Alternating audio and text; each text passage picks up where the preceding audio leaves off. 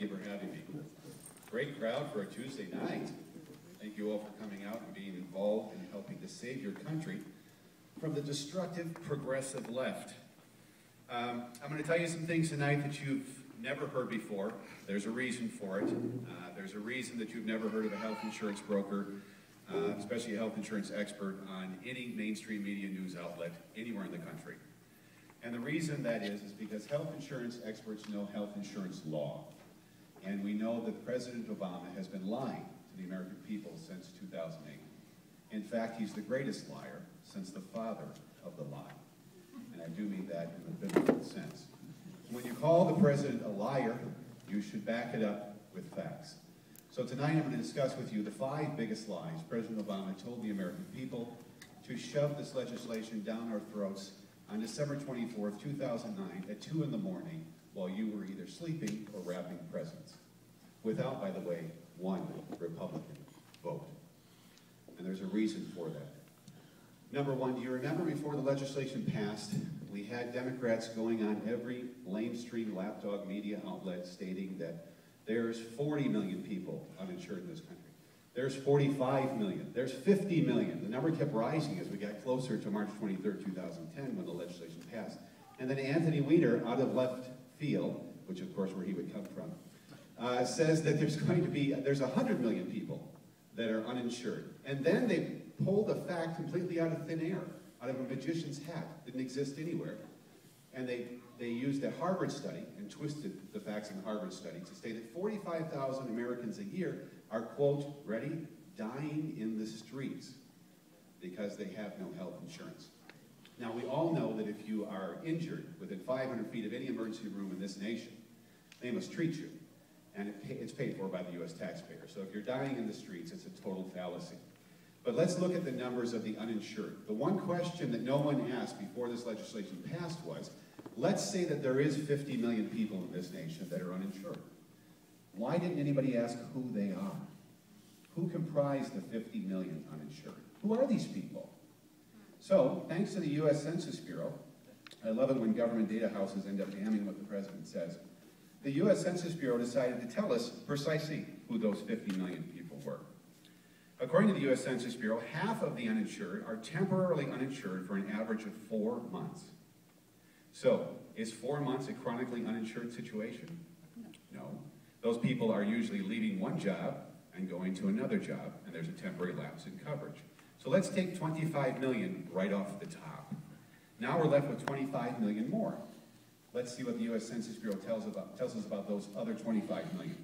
According to the U.S. Census Bureau, 38% of those uninsured can afford to purchase health insurance, but they choose not to do so. 17 million of them make $50,000 a year. Of those, 9 million of those make more than $75,000 a year. Do they sound like they're indigent and poor?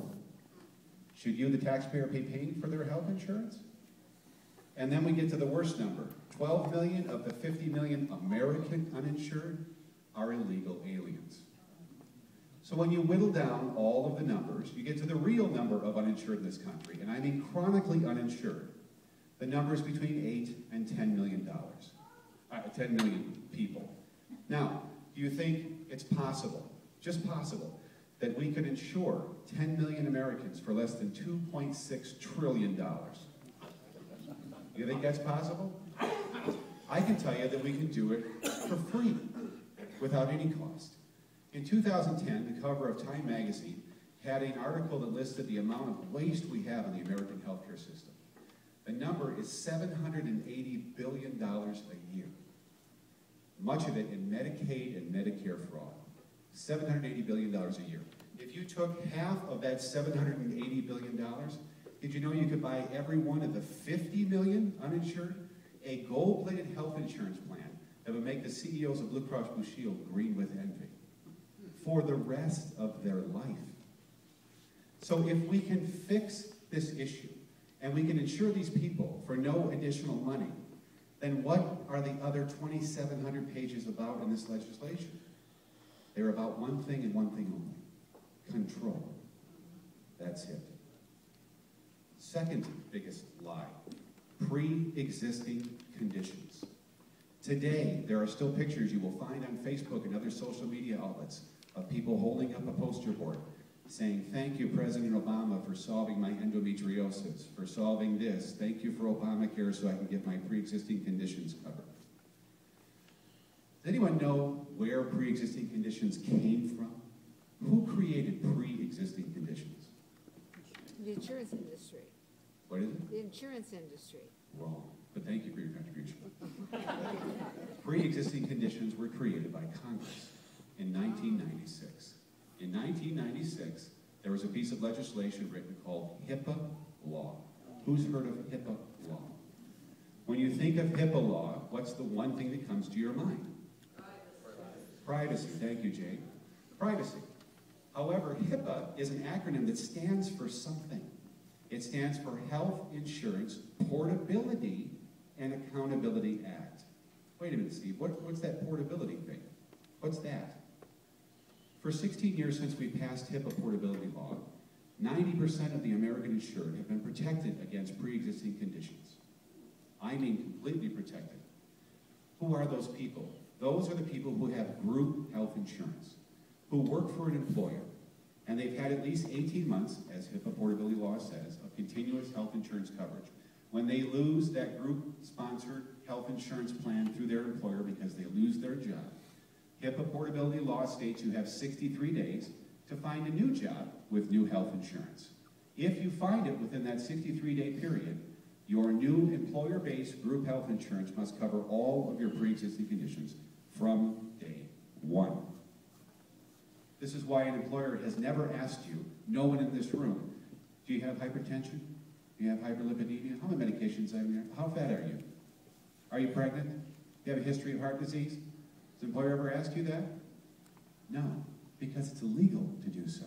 Because 1996 HIPAA portability law says that if you come to that new employer, you've had 18 months of prior coverage, you've had no lapse more than 63 days, and you provide them with a certificate of creditable coverage from your former employer-sponsored health insurance, I see you ladies nodding your heads because you know it's true, that new employer has to provide you coverage for pre-existing conditions from day one.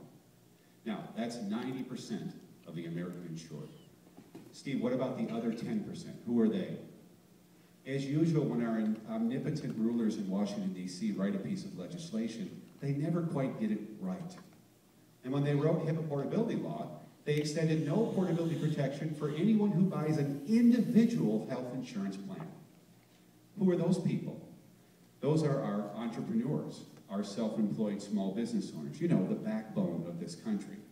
The ones that built their own business without any help from government, unlike what the president said. Those people were given no portability protection. So when they buy an individual or family health insurance plan, they can be denied for pre-existing conditions. For even little things, like you're on too many medications, you're too heavy, you just had surgery, they can deny you coverage. So that's where pre-existing conditions came from Congress. Now, how do you solve pre-existing conditions? Two ways. The first way, and the insurance industry has already said that they would acquiesce to this, is that you extend existing HIPAA portability law that already protects 90% of the American insured on group health insurance to the other 10% who buy individual health insurance plans. Do you know how easy that is to do? Do you know how many pages it takes to do that? Not even one. It takes one sentence. The sentence reads, all individual health insurance plans are now protected against pre-existing conditions as all group plans are. And we have terminated pre-existing conditions in this country forever. They don't exist anymore. And that, to the insurance industry, is far better an option than what they currently have to agree to under Obamacare. You see, under Obamacare, you don't have to provide any proof of prior coverage. You can wait until you're sick, and then you can buy a health insurance plan. Much as if you had a house burned down, or you totaled your Lamborghini, and then you called the insurance company to buy a policy so they could rebuild your home or buy you a new Lamborghini. You see, it's actuarially impossible what they're asking the insurance companies to do for prior coverage. And so what they'll do is what they did in Massachusetts. The same kind of legislation was passed there. They'll just wait. And they'll get a plan when they get sick, Then they'll cancel it as soon as your treatment's over, then they'll get it later. This is why the majority of health insurers in Massachusetts left the state or filed for bankruptcy. It's actually impossible to do that. The second thing we could do, did you know that when the government dropped the ball in 1996 and they extended no portability protection for individual policyholders, the states exercised their sovereign rights and opened high-risk health insurance pools. And what they said is, if you're an insurance company, you come into Illinois, Mr. United Healthcare, and you want to sell health insurance to Illinois residents, you have to give a percentage of your profits to a risk pool. And that pool is a place for people who are sick, who have pre-existing conditions, can go to get coverage on a guaranteed issue individual basis. In Illinois, it has existed for 16 years. It is called ICHIP, the Illinois Comprehensive Health Insurance Plan. And you will be issued a Blue Cross Blue Shield of Illinois card, just like someone who doesn't have pre-existing conditions. Individuals. Now, you'll pay more because you're sick, but the numbers are more reasonable than what President Obama has proposed for us. You see, by the way, that risk pool we have in Illinois, that existed, either a risk pool or a guaranteed issue individual mandate, existed in 45 states before Obamacare. What? Wait a minute, President Obama said that we have to have this new pre-existing condition plan to solve pre-existing conditions. Obamacare solved pre-existing conditions. Oh no, you see, the states did that 16 years ago. What's a guaranteed issue individual mandate? You know, we have 50 beautiful laboratories in this nation, or 57 if you're Barack Obama. And in these 50 laboratories, we can experiment and try things. Let me tell you what they did in Ohio. Ohio is one of the states that has a guaranteed issue individual mandate.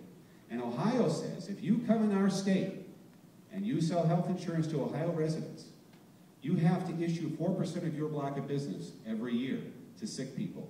No questions asked. 4% of your block of business. If you fill up 4%, which is your quota that we require as the State Department of Insurance in Ohio, you must give that sick candidate, that sick applicant, the number to your nearest competitor.